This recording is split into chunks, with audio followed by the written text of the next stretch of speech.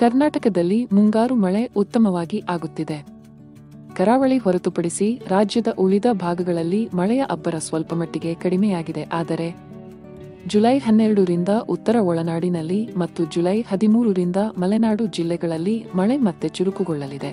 ಕರ್ನಾಟಕದ ಕರಾವಳಿ ಮತ್ತು ಮಲೆನಾಡು ಮಾತ್ರವಲ್ಲದೆ ಉತ್ತರ ಕರ್ನಾಟಕ ಮತ್ತು ದಕ್ಷಿಣ ಕರ್ನಾಟಕ ಭಾಗಗಳಲ್ಲಿಯೂ ಮುಂದಿನ 48 ಗಂಟೆಗಳ ಕಾಲ ಅತಿ ಭಾರೀ ಮಳೆಯಾಗುವ ಮುನ್ನೆಚ್ಚರಿಕೆ ನೀಡಲಾಗಿದೆ.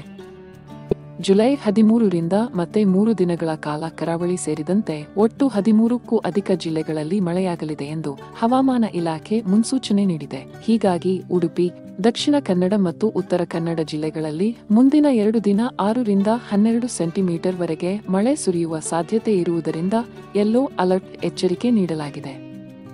ಉಳಿದಂತೆ ಬೆಳಗಾವಿ, ಧಾರವಾಡ ಜಿಲ್ಲೆಗಳಿಗೆ ಜುಲೈ 12ರಿಂದ ಯೆಲ್ಲೋ ಅಲರ್ಟ್ ಹಾಗೂ ಜುಲೈ 13ರಿಂದ 3 ದಿನ ಹಾಸನ, ಚಿಕ್ಕಮಗಳೂರು, ಕೊಡಗು ಹಾಗೂ ಶಿವಮೊಗ್ಗ ಜಿಲ್ಲೆಗಳಿಗೆ ಯೆಲ್ಲೋ ಅಲರ್ಟ್ ಎಚ್ಚರಿಕೆ ನೀಡಲಾಗಿದೆ.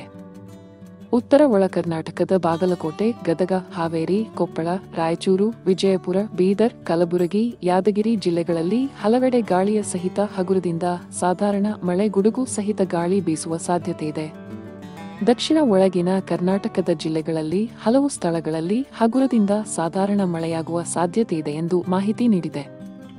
ಬೆಂಗಳೂರಲ್ಲಿ 3-4 ದಿನ ಕಾಲ ಮೋಡ ಕವಿದ ವಾತಾವರಣ ಇರಲಿದ್ದು, ಜುಲೈ 11, 12 ಹಾಗೂ 13ರಂದು ಬಿರುಗಾಳಿ ಸಹಿತ ಭಾರೀ ಮಳೆ ಬೀಳುವ ಎಲ್ಲ ಸಾಧ್ಯತೆ ದಟ್ಟವಾಗಿದೆ ಎಂದು ಮುನ್ಸೂಚನೆ ನೀಡಲಾಗಿದೆ.